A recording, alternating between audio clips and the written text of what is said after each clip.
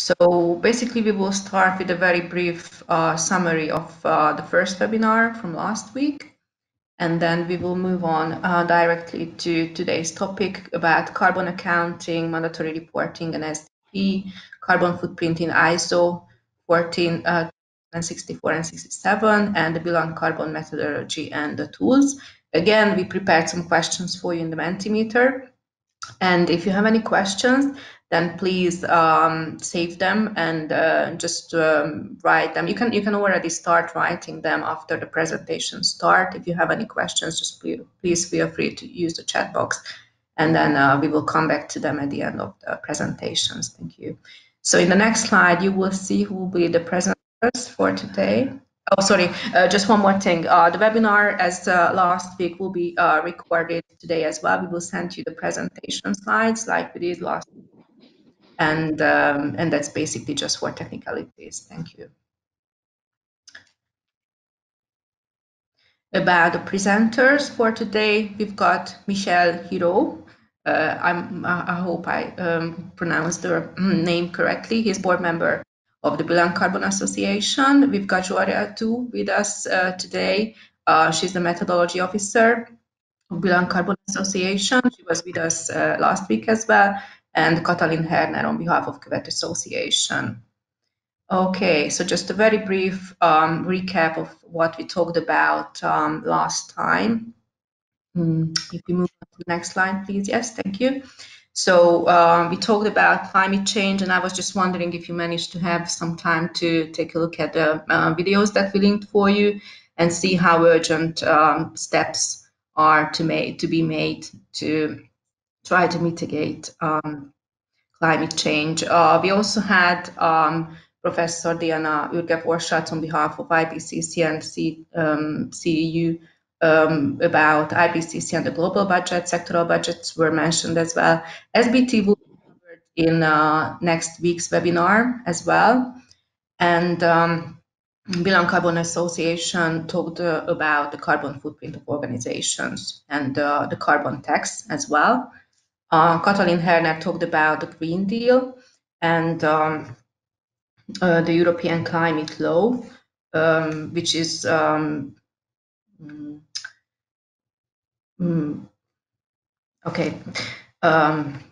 right. And if you move on to the next slide, please. I collected some answers from the Mentimeter questions. I also sent them to you in attachment in the email, in the follow-up email last week. But we just collected some for you to show this morning as well. So the word cloud, about the climate change. So what came to your mind when you heard the word climate change or when you read about it?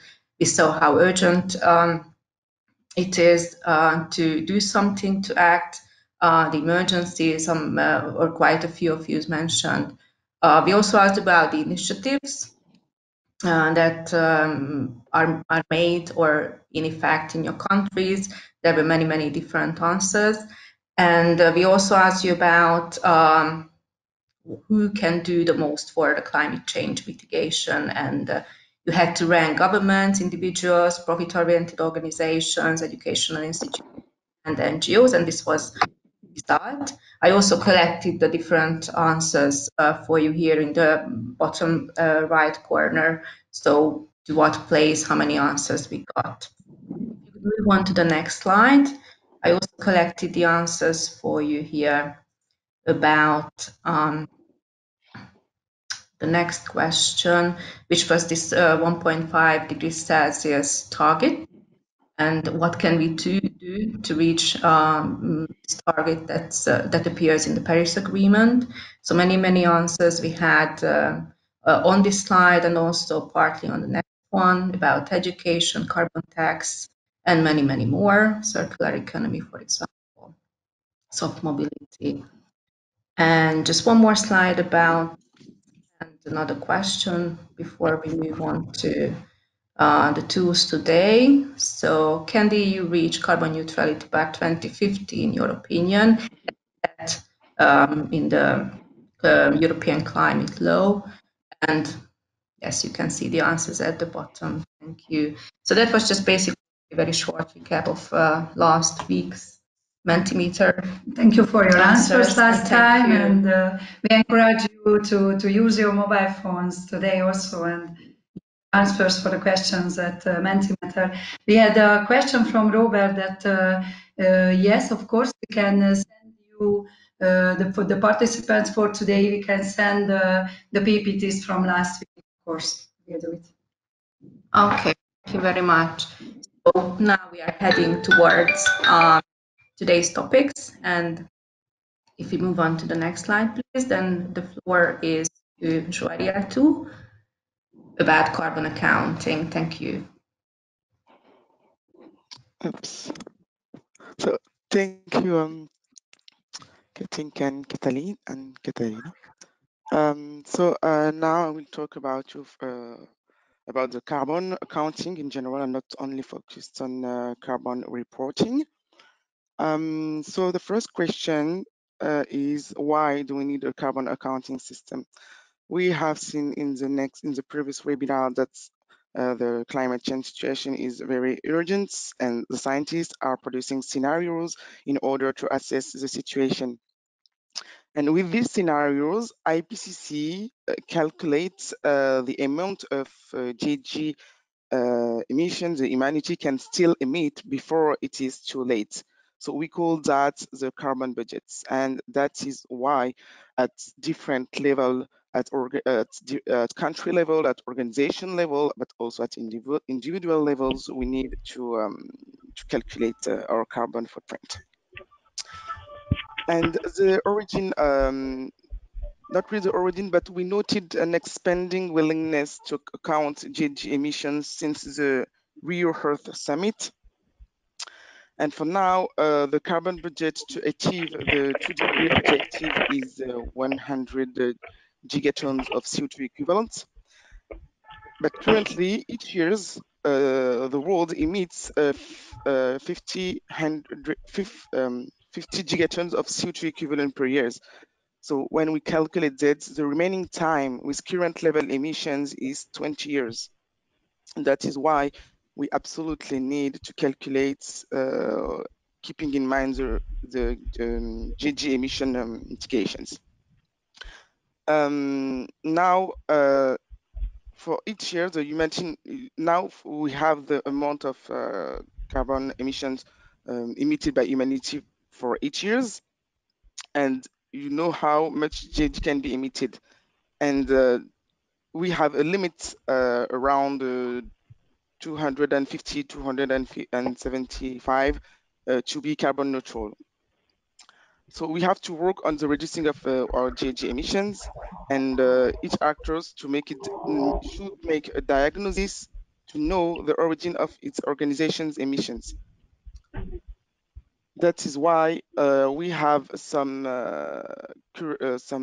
commitments with states at state level, but the states should also implement this carbon accounting at a country level with all organizations.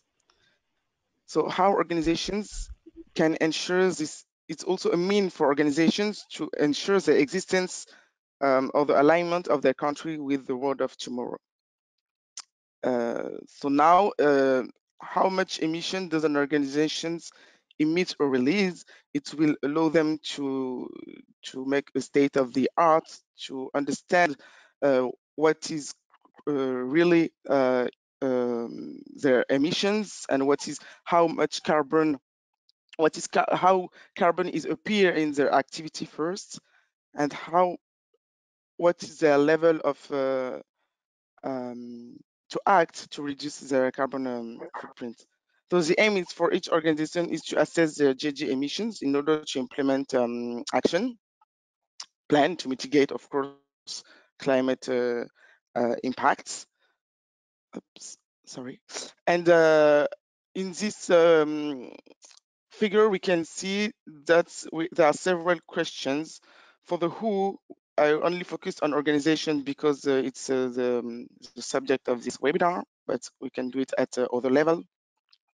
For what, it's a focus on GHG emissions, but we know that climate change has another environmental impact, and we will see in the next webinar next week that they have to implement the carbon in the full strategy of the organizations to ensure the relevance with the other environmental impact.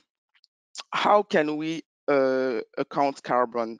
We need to use methodologies, standard methodologies and tools that the methodology common for all to talk about the same thing and go on the right way.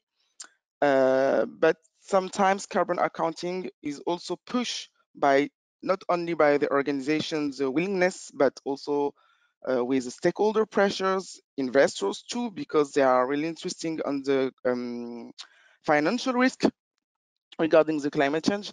Investors, but also regulatory law may be implemented by the countries, the requirements, but also customers that I haven't right in the slide. So that many stakeholders around the organizations have interest to know the carbon footprint of the organizations. That's why it's not only an internal objective, but also to communicate with all kind of stakeholders. When periodically, it's the best way to make a carbon reporting or carbon accounting. We'll see that sometimes it's really designed like for the CDP because it is yearly. But it's not just to say that it's not a one-shot exercise. You need to each organization needs to go through an approach, and keep in mind that I will start calculating my carbon footprints, and I have to reiterate again the process to know my result about the action I have implemented maybe, and also to see if there is a real reduction on it.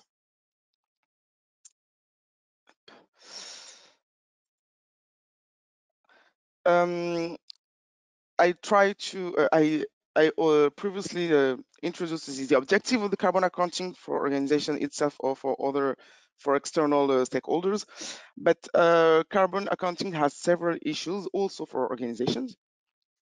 As estimating the GHG emissions first. So when they have only a training about the carbon, you have to understand what is really mean at each day in the organization's activity.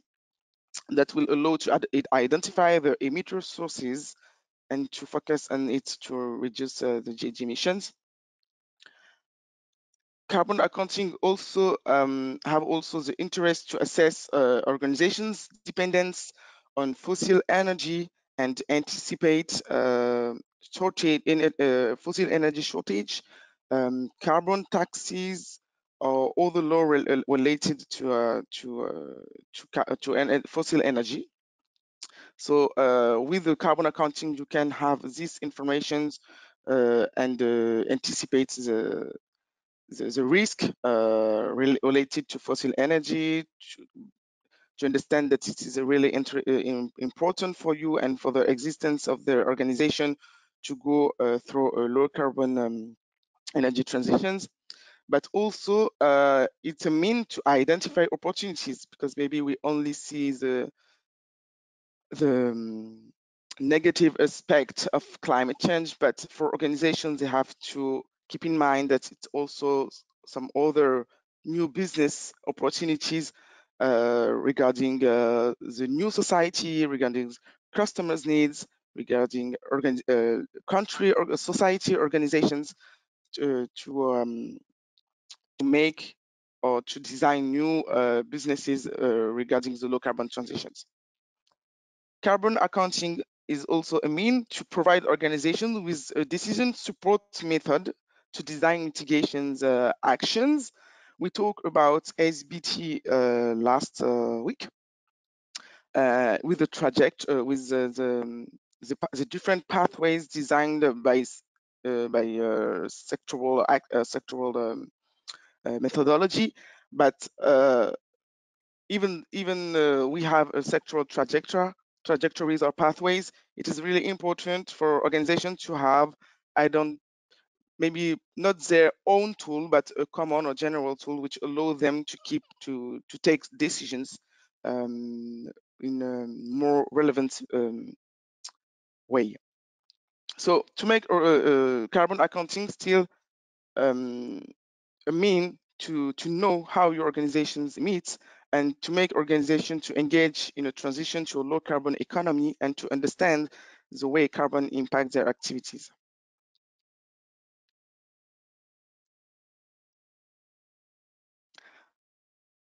So carbon accounting, I said that it was based on carbon budget, on the organization's activities, all kind of activities, also country or cities activities. But we have a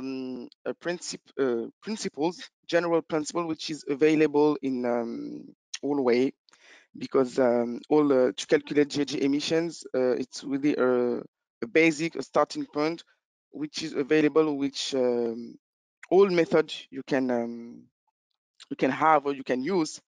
So the objective is to take organization data and to multiply them with the emission factors, which is a kind of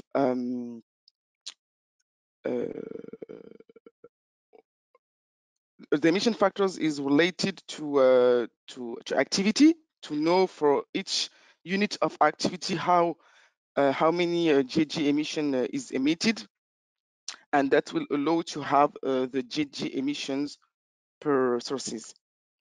So in order to make GHG inventory, activity data and GHG emissions factors that are a coefficient to convert activity data into CO2 equivalent units are the core elements.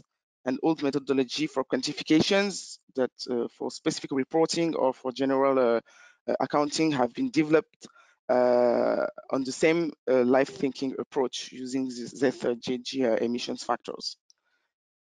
So when you calculate your carbon footprints, or doing carbon reporting, we will obtain, for example, a kind of graph which will allow directly to identify the most emitted past. But we have several ways to have the results, and with some methodology, it will be on a table.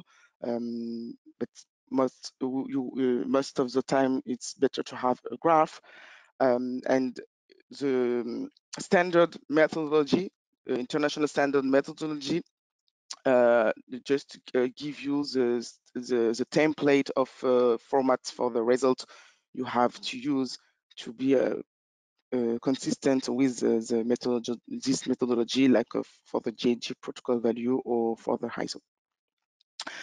During all the processes, you will have the results in a common unit to have homogeneous inputs. And this is a kind of results to anticipate and to do the arbitration. And for that tool, we have been developed to ask the good question, focused on the relevant point through accounting, but also, mostly on the prioritization or the ranking of GHG emission sources. So we need to follow a consistent approach to target the good actions to implement after that to have real GHG emission reductions. But you see that not only countries, but also organizations need an operational methodology to estimate the GHG and to take part in the efforts to limit the global warming to 2 degrees.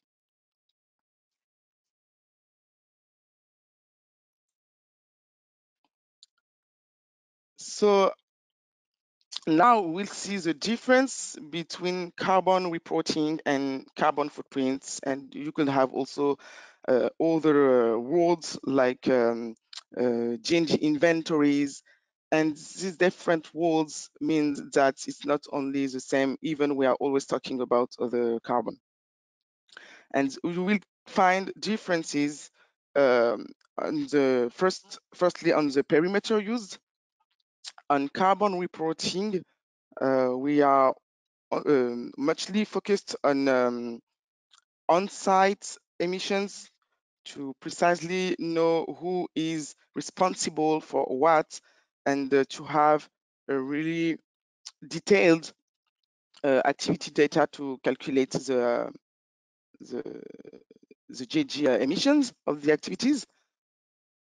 And on the other side, for carbon footprints, the idea is to have to take into account all emission overall as possible.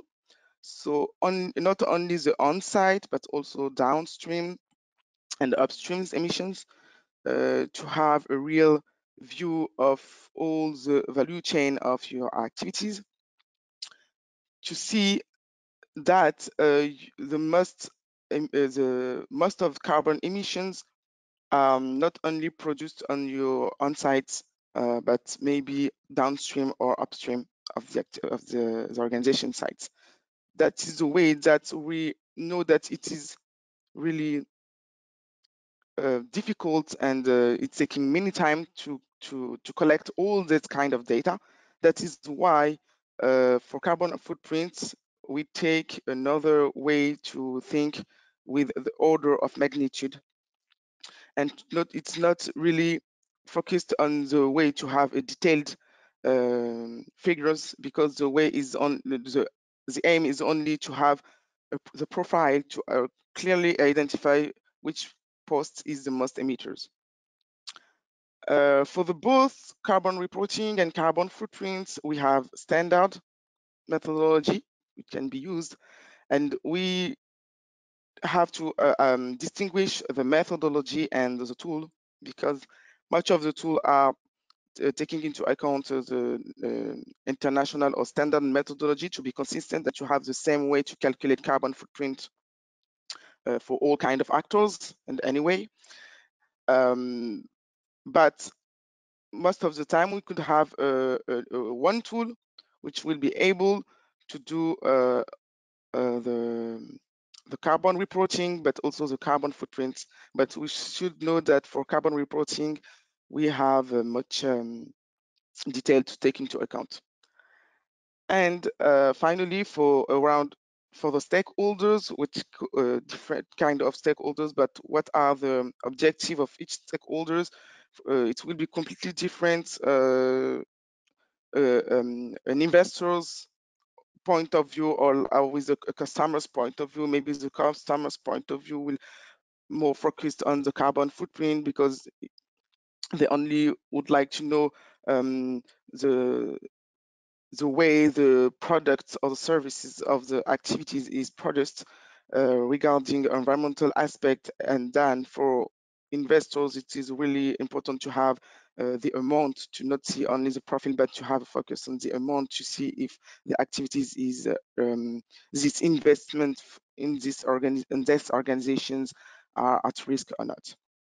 So that is the main difference. And for carbon accounting, for carbon footprint, sorry, the way you have to design the exercise for the organizations comes from the assessments of objectives, for internal objectives, because most of the time carbon footprint is more related to have a kind of carbon internal audit, not only to report for an external objective, but really focused on an internal objective. And the results should, and you must use it to have at the end an action plan.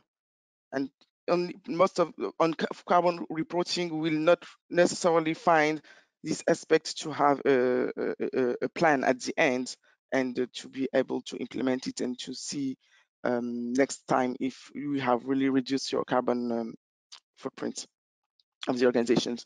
So this is the main step to do as a carbon footprint accounting: assessing the objective, define the scope with the perimeter regarding if you have to take the most easier data on-site, but also which parts of upstream and downstream you can use to complete the perimeter to collect relevant data, but we'll see that when you replicate at different time the exercise, you will be more and more open to know which data you need to have and manage the way to collect more easily the data. Then the calculation step, which is made with the different tool existing, and the design of an action plan. But you will see that the objective is really to reiterate the exercise. Now, if I go through the next slide, sorry, too easy. Regarding the exercise of carbon accounting, we have several mandatory reporting was implemented for the stock market companies or for countries at another level. And the idea of the mandatory reporting for state level is also to have a consistent view of the current emissions at country level, at world level. And for organizations, we have for the most emitters organization on the sectors of energy production or most industrial polluting sectors, a mandatory reporting organized at European level state to subjects to have a must view on the GHG emissions for these organizations who have to respect the quota system of the EU ETS. And we have also talked about the regulations in France, but it is also mandatory reporting, not for all and only for the biggest organizations with a period of 3 years.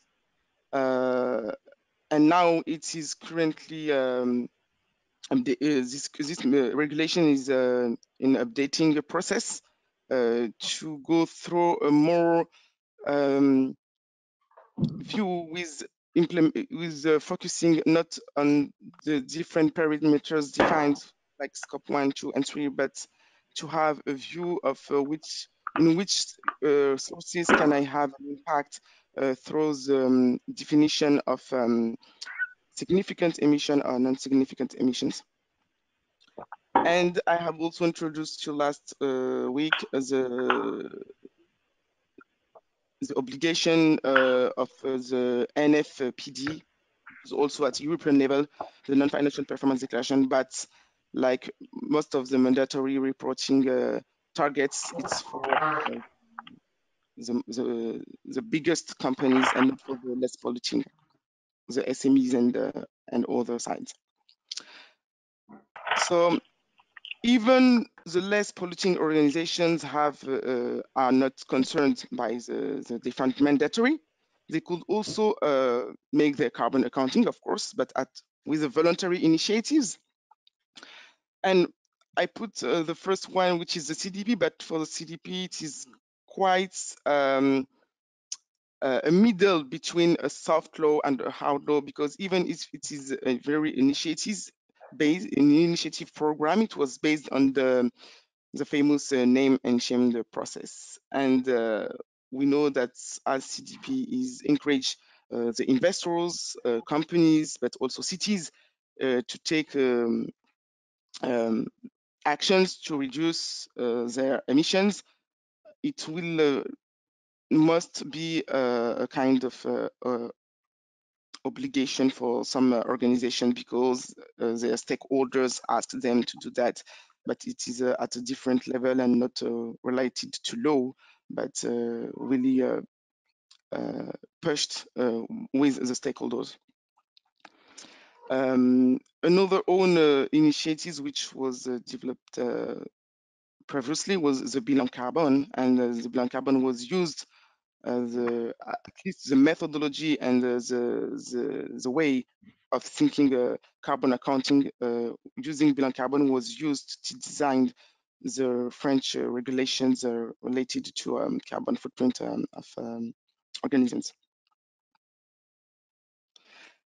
You have other on the one side, so I say you have this methodology to calculate a carbon footprint regarding the parameter you have to choose, the emission factors you have to use, the way you have to calculate with the uncertainties or not, and which different details about data you have to cite.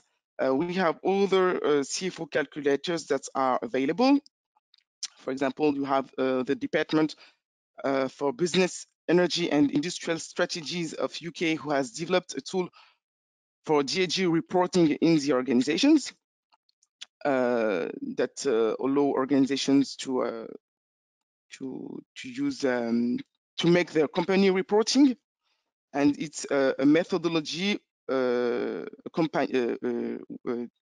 contained a tool, because sometimes we have only methodology that is the way for the ISO, for example, and sometimes you have a methodology and a tool that is also the way for the Bilan Carbone. Furthermore, you have also the environmental protection agencies in US who developed also a guidance to business and institutions on reducing the energy and other resources used while maintaining the productivity. You will see that some tools will focus on sectors, mainly energy, but you also have general tools which can be used for all kind of activity sectors. And there are a range of carbon calculator resources and the carbon disclosure options available for businesses, but also designed for institutions and local authorities, for example, to take into account their specificities. And most of the time, small and medium enterprises, or may also big organizations, are looking for tools which are already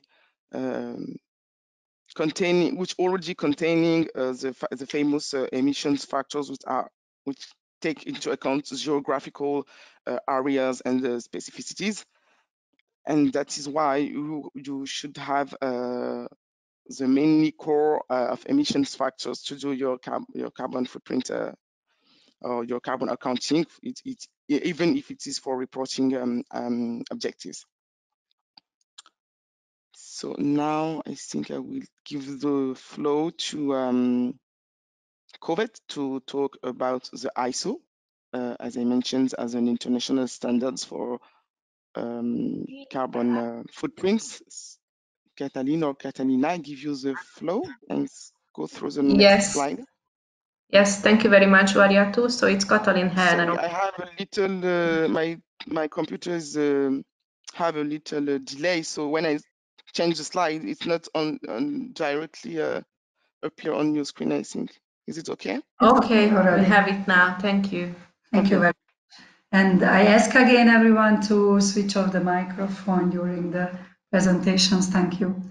So I would like to give you an overview about the ISO standards connected to the carbon accounting and the carbon footprint calculation. I'm sure you all know about ISO standards, and that they are mostly, we cannot see them as a tool, we cannot see them really as a methodology, but they are mostly a kind of framework to do the tools and to do the accounting in the similar way. So you can see on the picture the relationship among the ISO 14060 standards family of GHG standards, and you can see here the ISO 14064 1 and 2.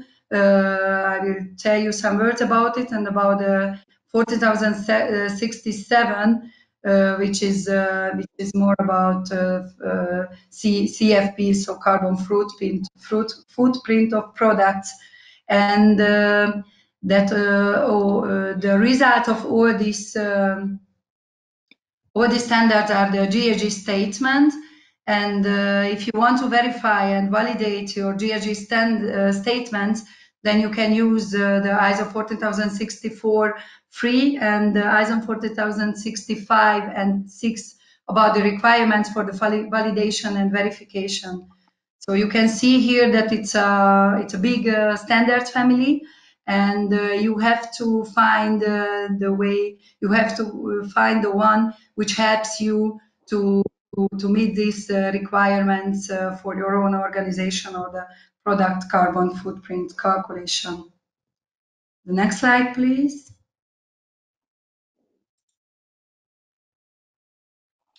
So according to the standards, carbon footprint calculation should be based on life cycle thinking, which means that all the GHG emissions are calculated, which occur during the whole life cycle phases of the product, for example, or during the whole company or organization.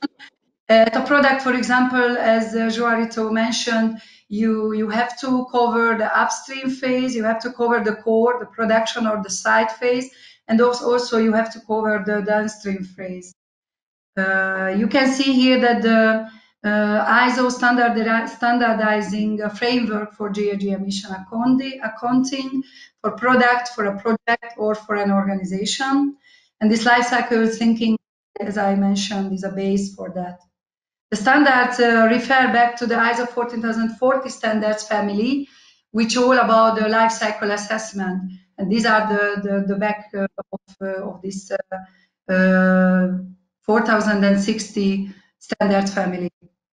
Here, the first standard, what I would like to tell you some words about the ISO 14067, which was announced and renewed in 2018. And this is about the greenhouse gases, the carbon footprint of products.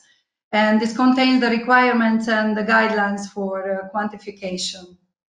So you can see that the CFP is a summary of the GHG emissions and the GHG removals in the product system expressed in CO2 equivalents and based on the life cycle assessment using the single impact category of climate change. This is the main difference between the life cycle assessment and the carbon footprint calculation or the carbon accounting, that while life cycle assessment takes into consideration several impact categories, while here only the single impact category is playing role, which is the climate change. So the quantification of the CFP, the carbon footprint product, take into consideration the entire life cycle of a product, which means including from the acquisition of raw materials, the design, production, transportation, the delivery, the use phase, and the end of life treatment as well. So this is about the 14,067. The next slide, please. Yeah, and the methodology, you can see here in fact the steps of the methodology of the standards, which is similar to the methodology of the carbon footprint calculation, of course. So you have to see here, first of all, you have to identify the goal of the CFP study, then the scope of the CFP study, which is very important and can be, of course, with the system boundaries, it can be refined later on during the study. Then you have to see the functional unit, which all the data and all the emission factors are referred to. And then after the system boundaries, you set the cutoffs criteria are very important. And then the data quality and the data validation is the next step. The most important and most time-consuming part of a carbon footprint calculation and the carbon accounting is a life cycle inventory with all the data collection. And then you have to allocate this data to the right issues. And then the carbon footprint tool, for example, the Bilan Carbone and other tools, we do the job, we do the impact assessment, in fact, the impact assessment for climate change with the emission factors, which are a part of the tools. And then the interpretation of CFP is very important. You write the CFP study report and you make a critical review at the end. And these all, then you finish and you have a carbon footprint calculation according to the ISO standards. Okay, the next slide, please. And here you can see the relationship of the ISO 14067 standard to other standards. Well, some of them I already mentioned. When you have made the CFP study, at the beginning you have two choices. You want to communicate the result, or you make it for internal purposes. Then you don't want to communicate the result, and then you don't have to fulfill the communication requirements, as you can see at the left side.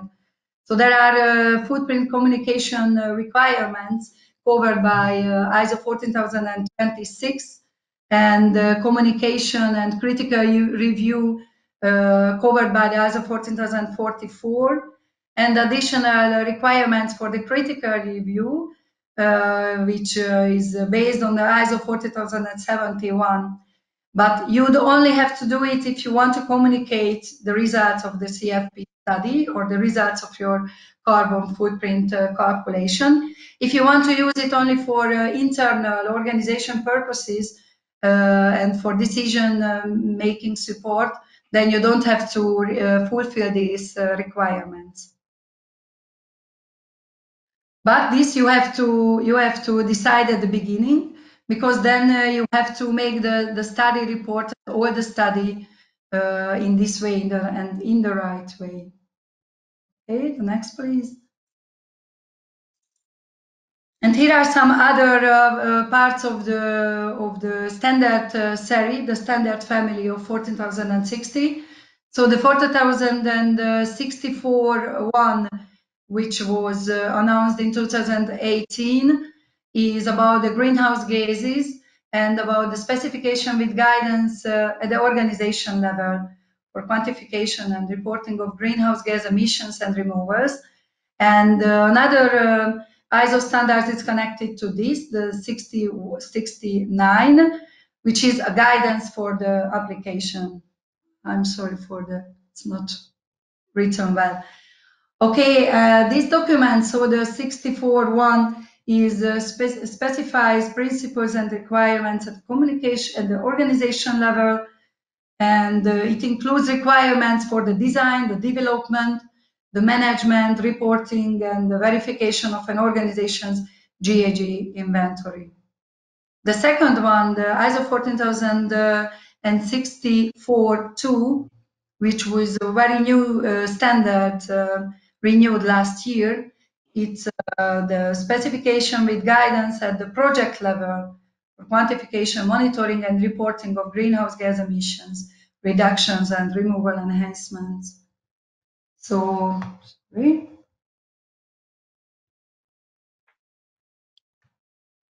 It includes the requirements for planning the GHG project, identifying and selecting the GHG sources, things and reservoirs relevant to the project and baseline scenario, monitoring, quantifying, documenting, and reporting GHG project performance, and managing data quality as well. And the third one in this series, the 64.3, which is also renewed last year or announced last year, about the greenhouse gases. It's about the verification and the validation of a greenhouse gas statements. And it could be used for all type of GHG statement.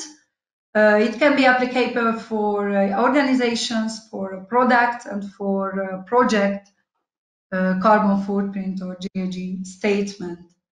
So these are all the standard families.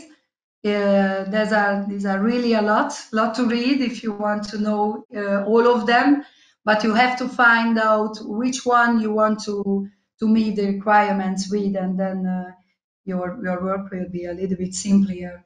So thank you for your attention. I give the floor. Yes, thank you, Katalin, very much. And it's Juaria too, please. Yes, so now I will give the floor to Michel Hiro. Thank you, Michel. I see that you open your microphone, and he will give you an on-ground point of view of the using of the Bilan Carbone methodology. Okay, thank you. Good morning, everyone. My goal today is to share with you some ideas that in the objectives that your approach of the Bilan Carbone will be realized with success, as I say. This reflection come from good practice, but also from my experience, since I have been carrying out such analysis from since many years, since 2008. The Bilan Carbone method, the methodology was created in 2004 by the French public organization ADEME. ADEME is now known as Agence de la Transition Écologique. And the Bilan Carbone methodology is currently distributed by the French association Bilan Carbone. And I have the pleasure to be a board member of this association. This methodology of Bilan Carbone can be used by any actor, such a private company, a public administration, or a territorial collectivity. And also the Bilan Carbone can be used if you want to assess the impact of greenhouse gases of an event or a project. This methodology is also available for that. We have spoke about the international standard ISO 14064, and I will say that Bilan Carbone is in perfect accordance with this standard, but the Bilan Carbone is not just a methodology, it's not just a calculation, a set of calculation tools of a calculation file, but it permits to assess emission, but it permits also to sensitize the staff and also to realize a perfect communication with internal and external stakeholder. Finally, I will say that the Bilan Carbone permits to define an action plan. This is the most important point because when you start a process of assessing your GHG footprint, it is of course with the objective of reduce it. So the action plan is for me the most important plan of the assessment. Next slide, please.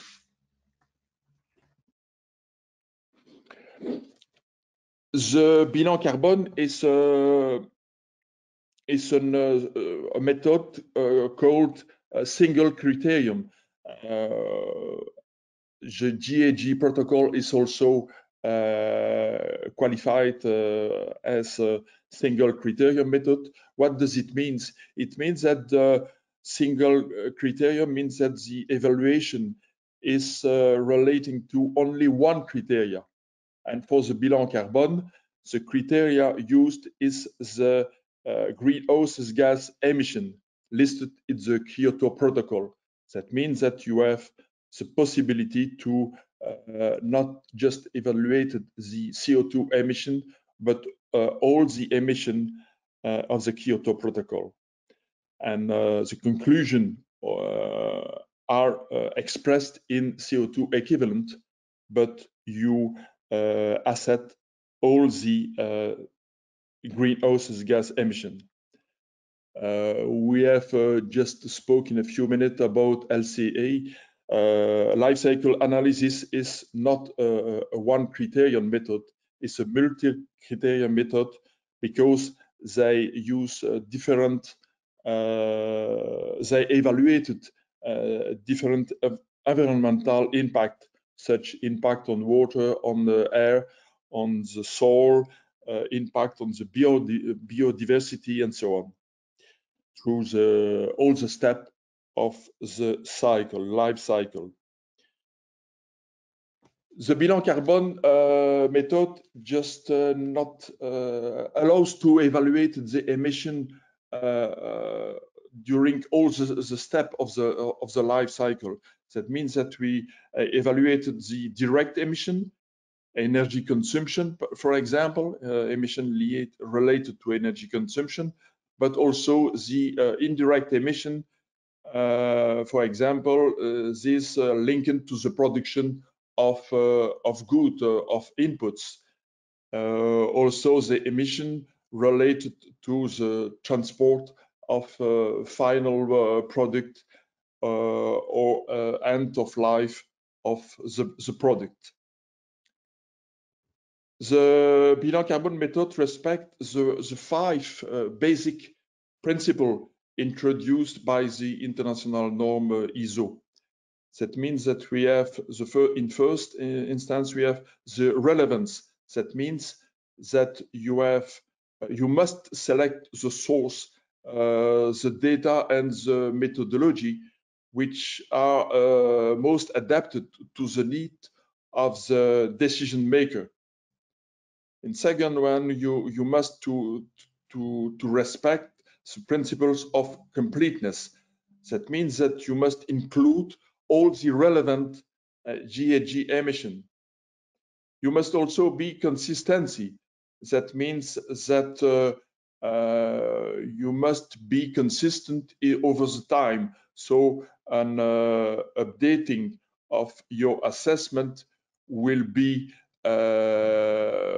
available for a comparison with a previous assessment.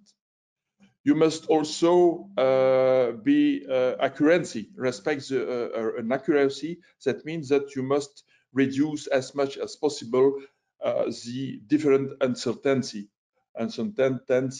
related to the emission factor, but also related to the data. And finally, you must respect the principle of transparency, so the decision maker can take the right decision, and that the stakeholders also can have a good image, an accurate image of your impact.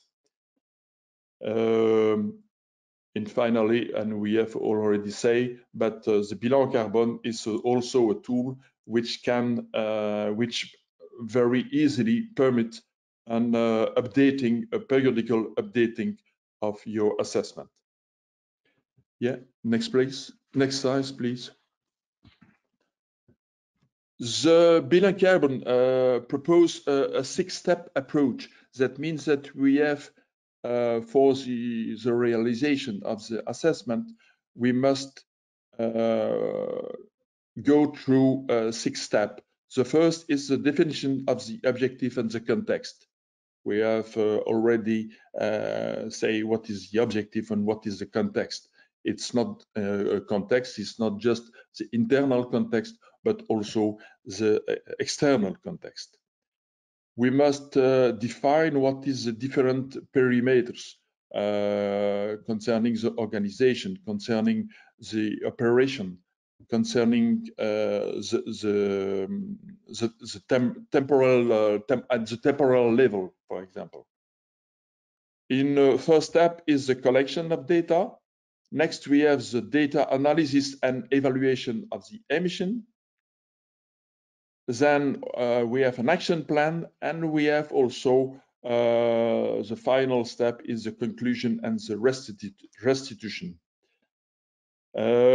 We must be aware that it is very important that several increasing staff awareness action should be carried out through the process, in order the staff understand and understand the assessment and take ownership of climate and energy issue. It's also important that when we have make a good communication, we will facilitate it, the definition and the implementation of relevant reduction emission action.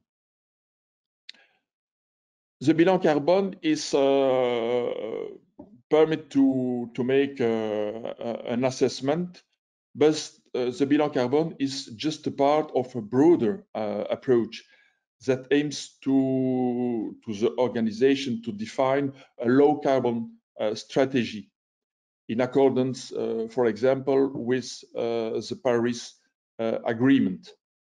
So it is not to realize the assessment is not only necessary to collect quantitative data, such CO2 emission, but it is also important to focus on qualitative aspect as market expectation, as European objective translated on organization level, but also objective asked or set by the shareholders, or objective asked by the staff. And it is, I will say that that the quality of this both data that can lead to an optimal low carbon strategy. Next step. Yes, next slide, sorry. Now, the bilan carbone, as you see at the left, the bilan carbone offers the possibility of a quick and accurate visualization of the main source of emission. This is very important, so the decision maker can take the right decision. We have also about this point, but I will underline that the bilan carbone can very easily export the result in ISO of GAG protocol or CDP format. So the exportation is very easy. It is also very important that you conduct in parallel of the assessment, that you conduct a risk and opportunities evaluation of the different factors that have or can have an impact on the activity and the profitability of the organization. Example of external factor can be evolution of the energy price, change in carbon taxation. It's not the case in all the country, but for example, in France, it is very important. A third factor can be the evolution of the price of the ton of CO2. It is important for the most great organization in Europe, which are submitted to the EU ETS emission trading system. And for example, 2 days ago, the price of the CO2 has reached to 30 euro per ton, and during last year the price was equal to 5. So you can see that this impact can have a great impact on your strategy. Another factor can also be the rate of dependence on fossil fuels, and carbon foot and the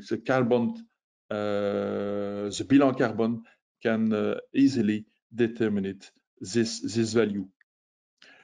You must also evaluate the expected or planet change in legislation. What is also the expectation of the different stakeholders? We speak about the customer, the shareholders, but also the authorities, the staff, and so on. It exists a large panel of stakeholders, and it is very important to take their expectation into account. It's also important to evaluate what is the potential negative impact on your organization if you decide to not implement it an action plan. It can also have an impact on let's say a requirement, a legal requirement. It can be you can pay for that, and also you can have a market loss due to too important, too large carbon footprint. Your customer can see your evaluation, and this customer can decide to turn to another company. In conclusion, I will say that the Bilan Carbone is a method, it's a methodology, and it is also tools that can lead you to define a good low carbon strategy in accordance with the expectation of all of your stakeholders. And it depends, the result depends to you. If you are, it is necessary to be ambitious, to be proactive, but also to be realistic. Thank you. Thank you, Michel. And maybe just the last word, because I see that it's already 10:05 and we have to go through our timing. Yes, thank you. And now you see that it is really important, as carbon accounting appears as a mean to have a first analysis of your organization profile. And finally, the objective will be really to integrate the GHG emissions reduction in the overall analysis of your organization environmental policy, as it is also a good way to work with internal and external stakeholders, so really with all people involved in your organizations. You see that the GHG accounting is a repeating exercises to continuously improve the organization's reductions. And now I see I will take the flow to go through the Mentimeter, and I see that we have maybe at least some question on the chat, and we'll try to ask before the end of the webinar. So I will give the rights to KÖVET to explain you how the Mentimeter will work. Yes, thank you very much, Variatu. So we will move on to the Mentimeter, as we already said at the beginning of the webinar, and we've got some questions coming in. So we will come back to them just after the Mentimeter voting. But thank you very much, and we encourage all participants to ask your questions, please, in the chat box. Thank you. So I will just share the Mentimeter screen with you, and I will ask you to go to www.menti.com and enter the code, which is 371835 and 8. I will show this to you. Oh, now you can't see. No. Okay, I will just stay on this page, and I will present the answers that come in. So you can see on the top www.menti.com and use the code 371835 and 8. And that's the first question we prepared for you. Has your company ever used any carbon accounting tools? Yes, we use one every year. Yes, but not regularly. Or no, we have never used any tools.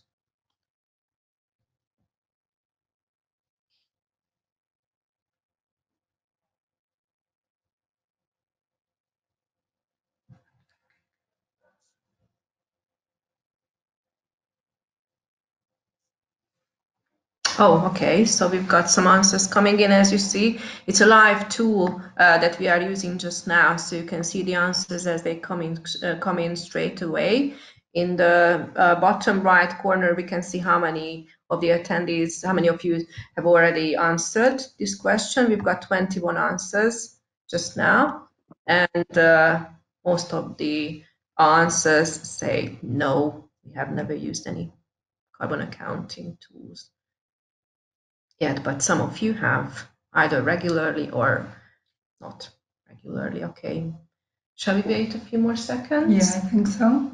We encourage all of you to use it. It's very simple, and we are really curious about your answers.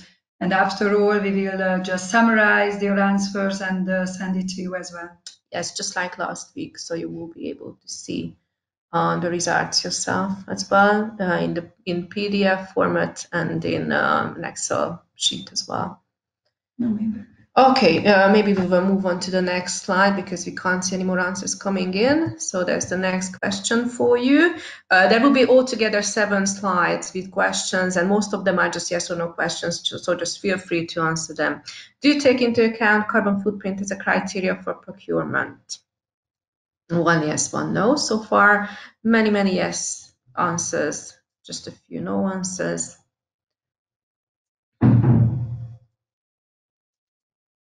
We think it would be a good for the future, good for the next step, that all the procurements should take into account carbon footprint. That's why we ask how far we are with this now. What are your experiences about it? Yes, we can see that most of the participants today answered yes to this question. That's good. Okay, shall we move on? Yeah. Okay, so next question, number 3. Are greenhouse gas emissions part of your company's KPIs of environmental management system? Yes or no? We can also see this trend that companies that even not only the companies' KPIs, we could already see it at a Hungarian company, for example, that the CEO KPIs also consist GHG emission. So we think if you want to move on and reduce the GHG emission, then this KPI should be very important at the company or at your own KPIs. Okay, thank you. We will just move to the next question, number 4. In which areas have you already implemented reduction actions? And you can see some examples there. But here, your answers will be displayed in a word cloud format. So as you write them in, as you type them in, and you have the choice of 3 entries. So you can either leave just one answer, 2 or 3, and we will just see them as a word cloud appear in the screen.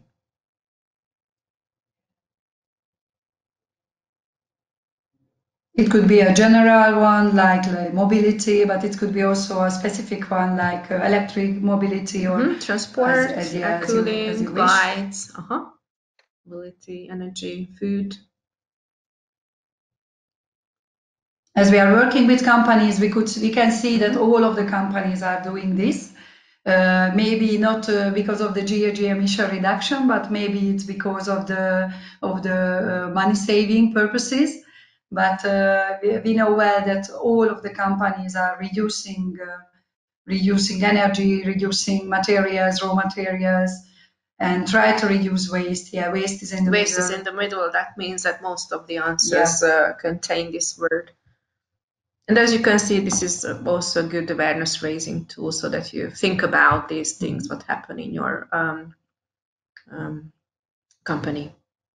Okay, we've got 18 answers that came in. Procurement is also here. Yeah, mobility, food, energy use. Nice and colorful answers coming in. So we encourage you to leave your answers for us. Okay, shall we wait? Shall we move on? Yeah, we can move on. Okay, so we are moving on to the next slide. Not too many questions left, so just bear with us.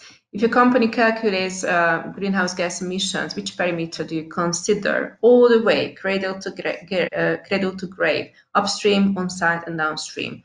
Or just on-site, only on-site, or on-site and either upstream or downstream with that?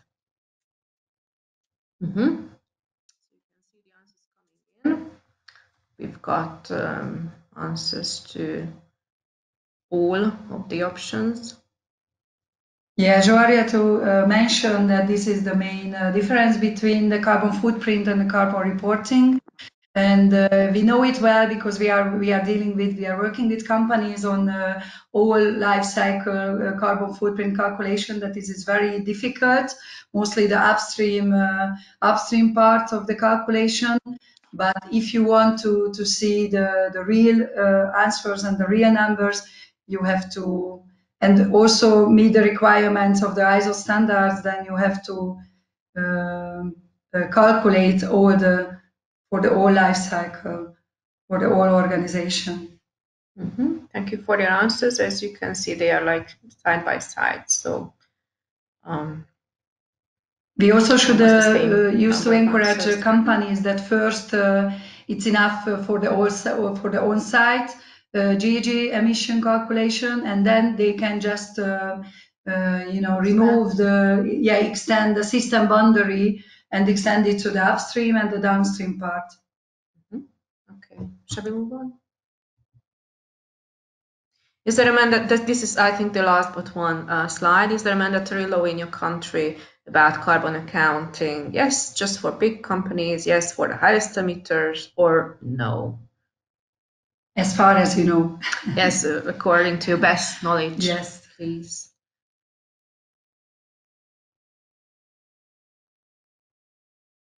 In fact, this is one of the main difference between France and Hungary in this moment, at least. As we told last time, that in France there is mandatory law for it, at least for big companies, but in Hungary it's not still the fact.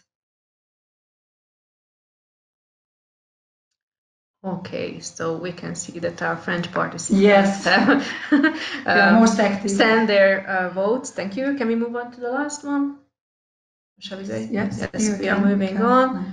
Would you be interested in, this is really the last one, be interested in participating in a carbon footprint training of about 1.5 days online? Yes, think about it. Or no, sorry, not this time. Because we are planning to have a training with the Bilan Carbone Association just after, well, at some point after this webinar series. Okay, thank you for your answers, and we can see that most of the participants would be interested. Thank you for that. Okay, thank you for your answers. And I think, Joaria, too, we will give you back the screen, and maybe we can go back to the questions. Thank you.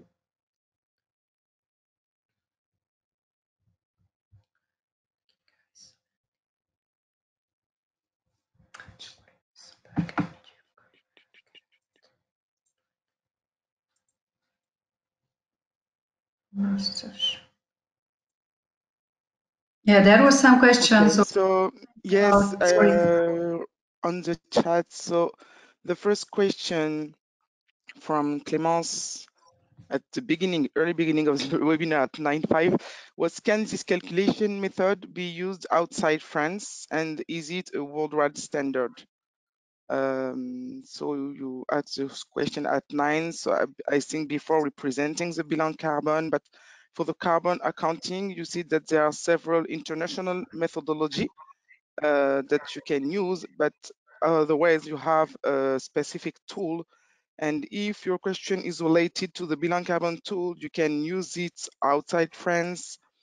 If you have a proper emissions factors databases, which are the key elements, because they are the they allowed you to convert your activity data into GHG emissions, but if you are, it's depending on the country you are. If you have also a national database which is available, otherwise you could use some emission factors available at the worldwide level. But for the specific one related to energy and waste and the sources for which you have a special treatment regarding the geographical area, you should have a proper emission factors. Yeah, And just another, just one sentence for that we worked together with ABC 3 years ago, and during that live project, Hungarian emission factors was included in the Bilan Carbone. So it means that in Hungary we can use Bilan Carbone with Hungarian emission factors. yes, for organizations or people who would like to use the Bilan Carbone, you have the Hungarian, the Croatian, the Greek, and Italian, and I also the suppose. French emission factors database available on the Clean Food Project website. I think that we will send you the link with the support and the material with this webinar in the next email. Another question was about, where it is, what is the time duration for the Bilan Carbone for a humanitarian type organizations? To realize a Bilan Carbone, it will depend on the size of your organizations, because if it's a humanitarian type, if you would like to include all actions realized outside of your country, it will also another aspect to take into account. But maybe the time is more related to the organization's size than the type of organizations. But I take I take the opportunity with this question to go through another question that I can't find, but I remember that it was to use the using the Bilan Carbone tool is not possible if you haven't followed the training, and it's true. And maybe I think that Michel remembered in his first slide that the Bilan Carbone is a process in which you have the training part, the calculation part, and the design of the action plan parts too. And that's why the duration of the Bilan Carbone was really specific to your organization size, and also with the perimeter you have to take into account. So if you would like to have a real carbon footprint and not only an inventory of the on-site emissions, if you didn't account the training part, we have nearly reports with making by consulting firms to announce that they can take between 8, 10, or 15 days to do the Bilan Carbone for consulting a firm. But even if you would like to do it internally, it will maybe take more time. Is the Bilan Carbone tool free to access? Can I add some sentence? Sorry, can I add some sentence? In my experiences, the Bilan carbon footprint calculation is morely after this, what you have already told.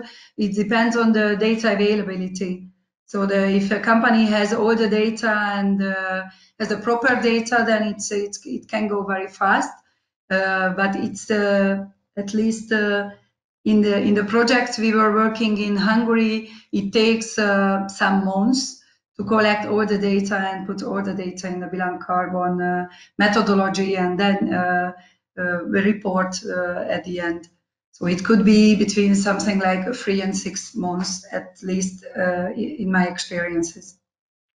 Okay. And also the the more your parameter is wider, the more data you will need to the calculation. Of course, and as I said, if it's to do it internally, it will take really more time than calling a consulting firm. Another question was the availability of the Bilan Carbone. If it is free, you have a free version of the Bilan Carbone in English, and I think maybe in other languages like Hungarian, Italian, Greek, available on the Clean Food Project website too. You have to subscribe, and after that you can download the tool, which is an Excel format, to do your Bilan Carbone.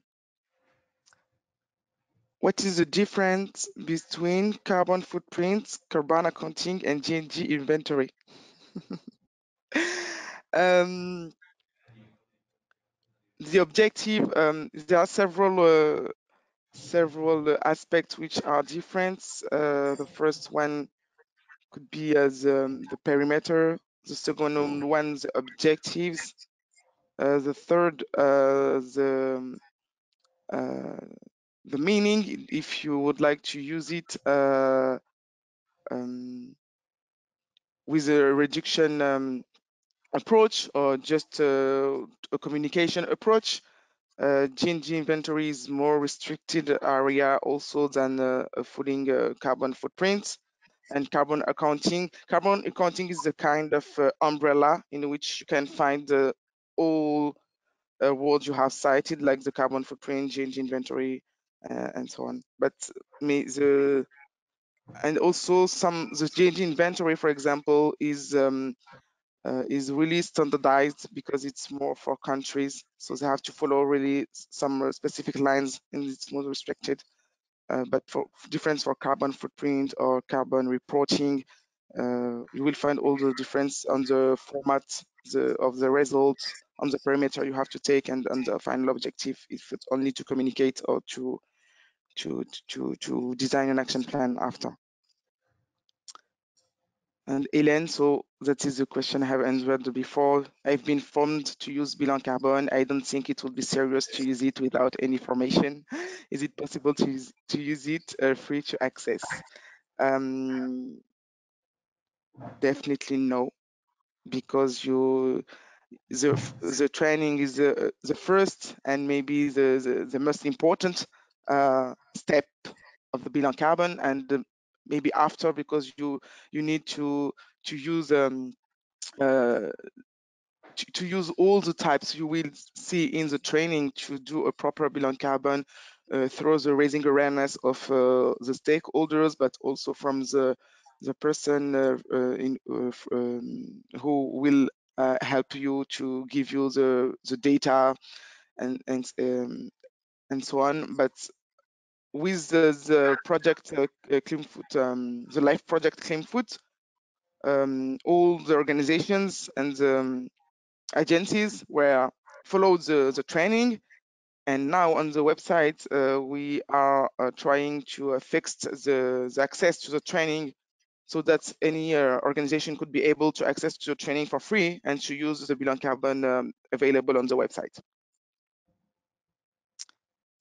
And for all who haven't already received the presentation, we will send you an email at least tomorrow with the webinar link and the two presentations, because many questions were about the support of the presentations. I don't see if you can see all the questions. Can we have the panel of the organizations who are answering the survey? I think you are talking about the Mentimeter, but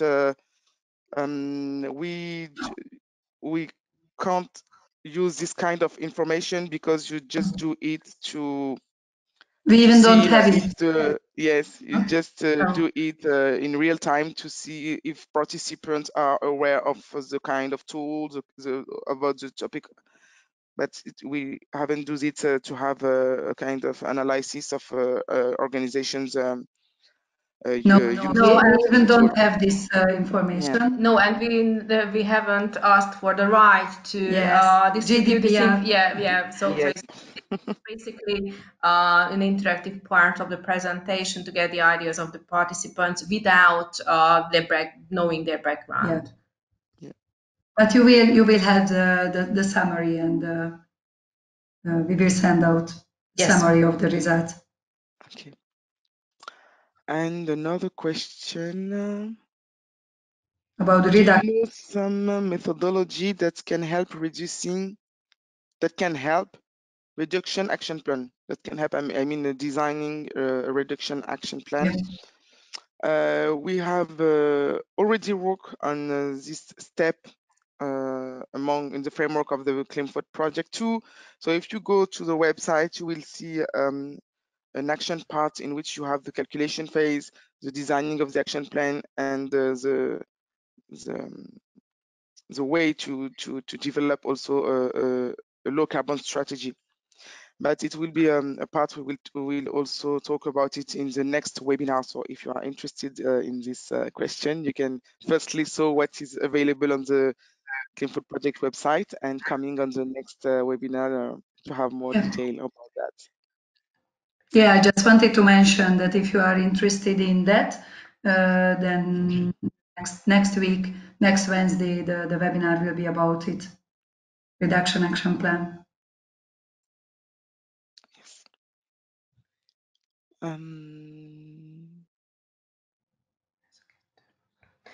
Just two more questions, I think, towards the end from Eric Blum from Switzerland. Yes. Annegret as well. Oh yes. Do you have example for ecosystem, not only one corporation but many together? An example of carbon accounting, an example of low carbon transitions. I don't really understand the question, but I think that from an ecosystem, maybe you could find to have this kind of information. It's more at collectivity or local authorities level, because sometimes they implement some laws, and all organizations on the geographical area follow or maybe implemented with them some kind of reduction actions. But we have to check in the literature if they have already this kind of study. But I don't aware of that. I don't know if in Hungary you have already this kind of study developed at a city level or collectivity level. No, and how to bring more people to this. That is one of the way if the local authority take into account the low carbon strategies for its organizations. That means that they have to have a world view in all the territory on its geographical area at least, and that is a way to bring the local organizations and the implementation of this kind of way to go through low carbon transition. But for now, we only see individual example at the corporation level, but not at city. But I think that there are some at city level, but we have to find this on the literature. If some study or analysis was written about that. Is there a relationship to the methodology of the World Resources Institute? You talk about the SBT or another. I don't know which methodology of the WRE you are talking about. In the last webinar, we are talking about the SBT, and we will have more information about that on the next webinar too. So I'll just take the screen to show you the date. Yes, that's why. Yeah, but I know that some methodology are developed by the WRE specific at the cities level. But as when you say that if there are a link, all carbon accounting methodology are based on the same way, that is activity data with emission factors to calculate GHG emissions, and the only thing which is different is the design of the tool, the format, if it's web-based, if it's a software, if it's an Excel format. But and also if you can have the hand to the transparency of the tool and something like that. But all tools are designed on with the same principles. It's really an international principle to have the carbon accounting in this way that's is more relevant for any organizations to see that he makes his accounting in the same way that another one who is in another country.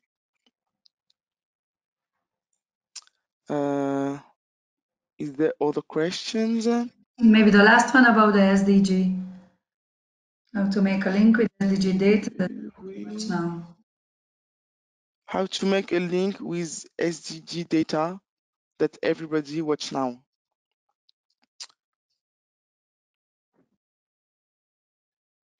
That is the way you have to work to take the analysis of the carbon accounting of your organizations with the environmental impacts, but also with the social impact to reach maybe some of the SDGs goal.